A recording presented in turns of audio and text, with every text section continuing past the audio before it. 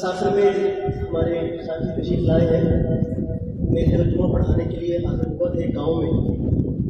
वहाँ बातों बातों में ऐसे ही मैंने कह दिया कि खत्म कुरान होगा तो आप, क्योंकि उन्होंने मेरे साथ वादा कर दिया, वादा किया आने का, और साथ ये वादा भी करवाया कि जब मैं आऊँगा तो फिर आपने ये लाजमी सुनाना है। अब उन्होंने पूरा किया तो मैं वादा खिलाफ दूँगा। तो मैं वो 3-4 शेर मियां मोहम्मद साहब रहमतुल्लाह अलैह सुनाता हूँ। तो उससे पहले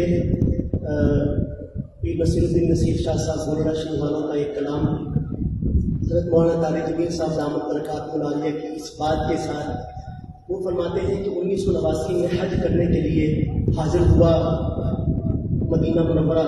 हज करने के बाद एक टैक्सी में सवार हुआ। टैक्सी जाके एक इशारे पर रुकी तो बराबर में एक और दूसरी टैक्सी भी आके रुकी। तो मेरे वाला ड्राइवर उससे पूछता है कैफल मौसम, सीजन कैसा जा रहा है। था बद्दू यानी देहाती था अरब। उससे पूछते सीजन कैसा जा रहा है। तो वो सामने वाला कहता है बारिश निहायत ठंडा। तो मौला कहते हैं कि वो मेरे वाला ड्राइवर उसे कहने लगा कि हाँ ठीक कहते हैं, वो मैंने भी सुबह से ही पहले सवारी उठाई है, वाकई काम ठंडा है। इतने में कहते हैं कि इशारा खुल गया तो मेरे वाले बच्चों ने हाथ बाहर निकाला और उस दूसरे को एक जुमला कहा। तो मौलाना से मैंने ये बात 3 साल पहले सुनी। उस वक्त फरमाया था कि 27-28 साल हो गए इस बात को, लेकिन आज भी वो जुमला याद आता है तो दिल में ईमान ऐसे हरकत में आ जाता है। कहा क्या?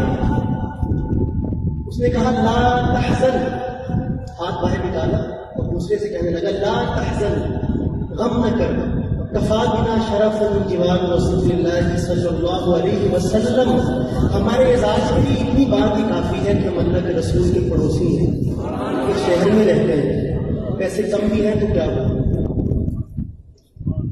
तो ये है नात का मरकज़ी ख्याल कि शायर मदीनतुर रसूल अला साहिब अस्सलातु वस्सलाम में मौजूद है और किस ज़ाविये पर उसकी ख्यालात बैठते हैं। 2-3 शेर बस इसके पढ़ूंगा। लो मदीने की